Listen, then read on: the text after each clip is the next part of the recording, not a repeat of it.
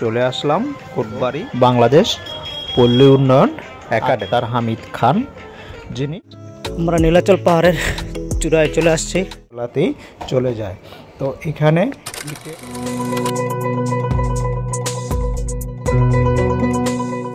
আসসালামু আলাইকুম। আজ আমরা যাচ্ছি কুমিল্লার গর্ব বাংলাদেশ পল্লী উন্নয়ন একাডেমি বার্ডে।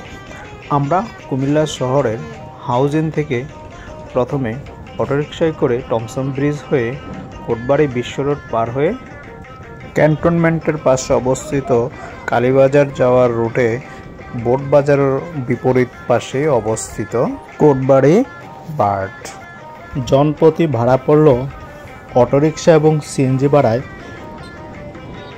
কুমিল্লা হাউজিং থেকে টমসন ব্রিজ 20 টাকা, টমসন ব্রিজ থেকে কোটবাড়ি সিএনজি জনপ্রতি 30 টাকা, এই মোট ভাড়া পড়ল 50 টাকা।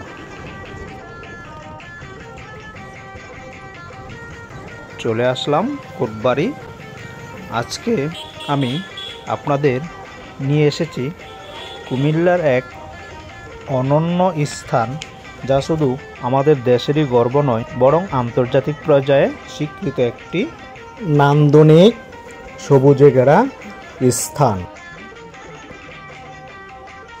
এই আন্তর্জাতিক পর্যায়ে স্বীকৃত এটি হলো বাংলাদেশ পল্লী উন্নয়ন একাডেমি, যা সংক্ষেপে বার্ড। বার্ড প্রতিষ্ঠিত হয় 1959 সালে 27 মে কোটবাড়ি, কুমিল্লায়। East Pakistan academy for rural development EPARD নামে প্রতিষ্ঠিত হয়।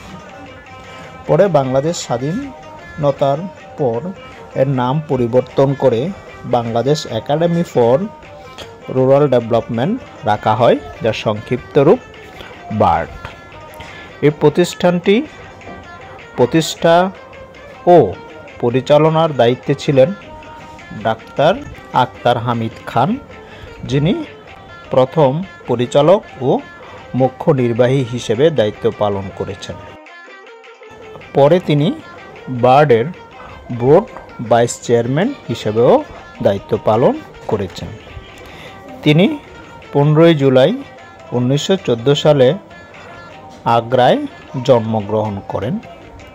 9 অক্টোবর 1919 সালে যুক্তরাষ্ট্রে শেষ নিঃশ্বাস ত্যাগ করেন।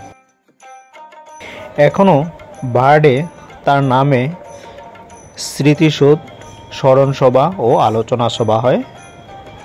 এখানে রয়েছে প্রশিক্ষণ কেন্দ্র, আধুনিক সম্মেলন কেন্দ্র, লাইব্রেরি ও গবেষণা ল্যাব, বসবাসযোগ্য গেস্ট হাউস, সবচেয়ে মজাদার খাবার সহ ক্যান্টিন, যেখানে 1 কাপ চায়ের চুমুক দিলে শরীরে মিলে প্রশান্তি।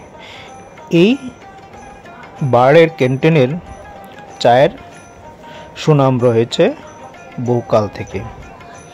এছাড়া রয়েছে দৃষ্টিনন্দন লেক, সবুজ উদ্যান ঘেরা পথ।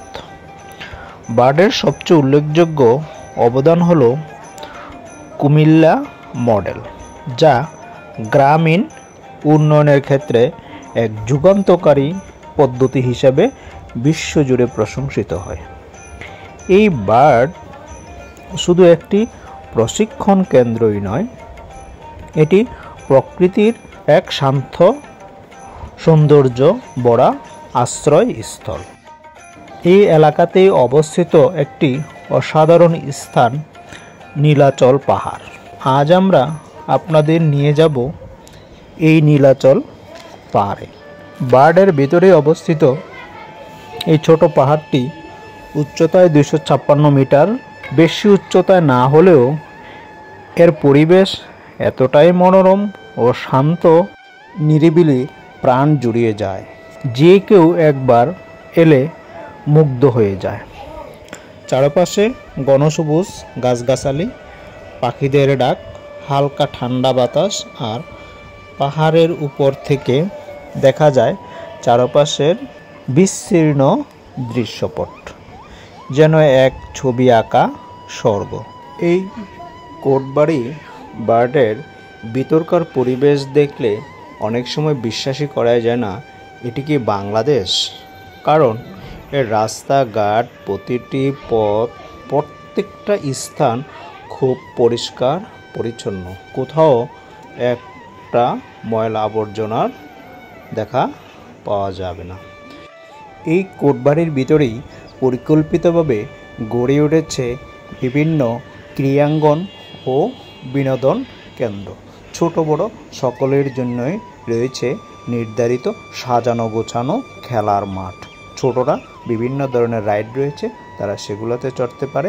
ছুটির দিন বিদায় আমরা আজকে চড়তে পারিনি, তবে পরিপূর্ণ খেলাধুলার জন্য সমস্ত রকমের মাঠ সাজানো গোছানো আছে এই বার্ডের। রাস্তার প্রতিটি বাঁকে রয়েছে কোথায় কি স্থাপিত তার চিহ্ন বা পথ নির্দেশিকা। এর সামনেই রয়েছে কোটবাড়ি, গুমতি গেস্ট হাউস, বনকুটির ও নীলাচল পাহাড়। এই পথ ধরেই আমরা উঠব এখন নীলাচল পাহাড়ের উপরে, 256 মিটার উপরে। 5 মিনিটের এই সরু রাস্তা পাহাড়ের পাশেই বয়ে চলেছে সুন্দর প্রাকৃতিক পরিবেশ। গাছপালার মাঝখানে এক অনন্য বিকল উপভোগ করতে করতে সারিবদ্ধ গাছের পাশ দিয়ে হেঁটে গেলেই সামনেই রয়েছে নীলাচল পাহাড়ে প্রবেশ করার আগে গুমতি গেস্ট হাউসের গেট বা প্রবেশ পথ।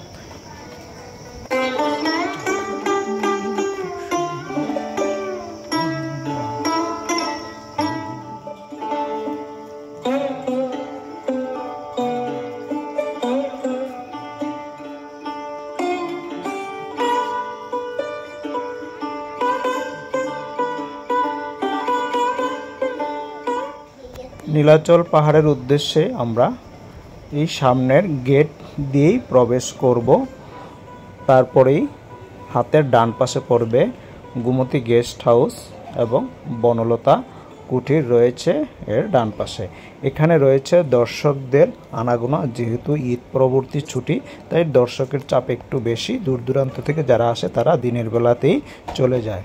তো এখানে ইটের সরু সিঁড়ি রাস্তা বেয়েই আমাদের জুনিয়ররা ইতিমধ্যে উঠে গিয়েছে। যেহেতু আমরা একটু সিনিয়র, আমাদের একটু উঠতে কষ্ট হচ্ছে, যদিও খুব বেশি উঁচু নয়, তারপরেও পাহাড় যেহেতু উঠতে একটু কষ্ট তো হবেই। তারপরেই কষ্টকে ডিঙিয়ে যদি সেই নীলাচল পাহাড়ের সৌন্দর্য উপভোগ করা যায় সেটা কিন্তু মন্দ নয়।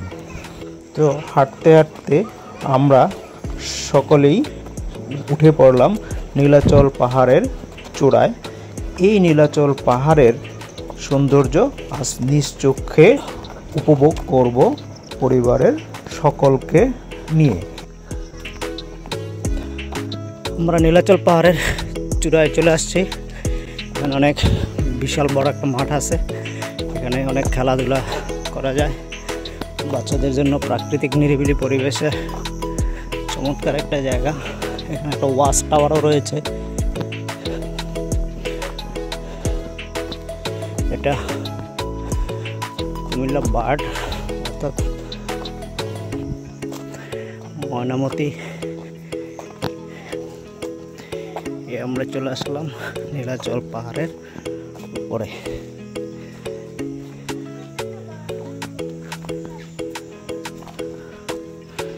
ওয়াচ টাওয়ার সামনে এগুলি হাতের ডানে পড়বে ওয়াচ টাওয়ার এবং সুপেয় পানির ব্যবস্থা। নিচ থেকে ছোট বড় সকল ধরনের পর্যটক যখন উপরে আসে তখন একটু ক্লান্ত হয়ে পড়ে। সেই ক্লান্তি প্রসারিত করার জন্য রয়েছে সেখানে নির্মিত বসার স্থান। চাইলে আপনি সেখানে বসে প্রথম 2-4-5 মিনিট রেস্ট করে তারপর পাহাড়ের চারপাশ ঘুরে ঘুরে পাহাড়ের সৌন্দর্য উপভোগ করতে পারেন। সঙ্গে করে খাবার, পানি এবং কিছু শুকনো খাবার নিয়ে যাবেন, কারণ সেখানে কোনো দোকানপাট বা খাবারের ব্যবস্থা নেই। দর্শক অনিশ ঘুমায় পড়ছে, ও হাঁটতে হাঁটতে টায়ার্ড। এই যে দেখেন আপাত মস্তকে ও পুরোপুরি টায়ার্ড। এই যে দেখেন ওরা আরও আরাম করে দিলাম। আমাকে তো বসতে পিঠ গাইমা একেবারে।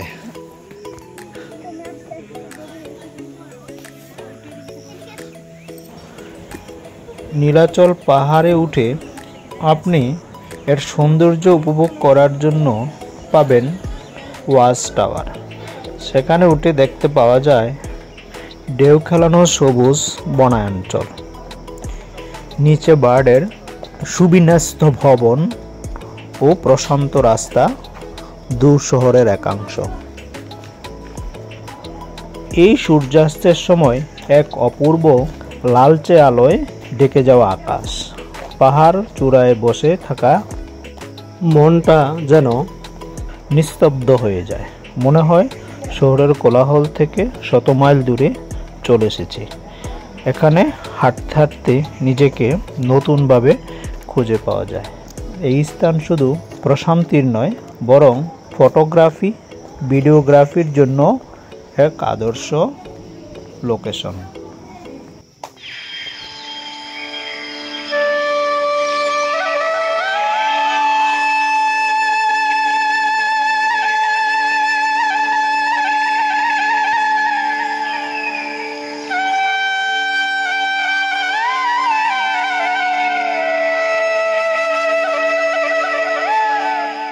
তো নীলাচল পাহাড়ের সৌন্দর্য উপভোগ করতে করতে আমাদের এখন নিচে নেমে যাওয়ার পালা।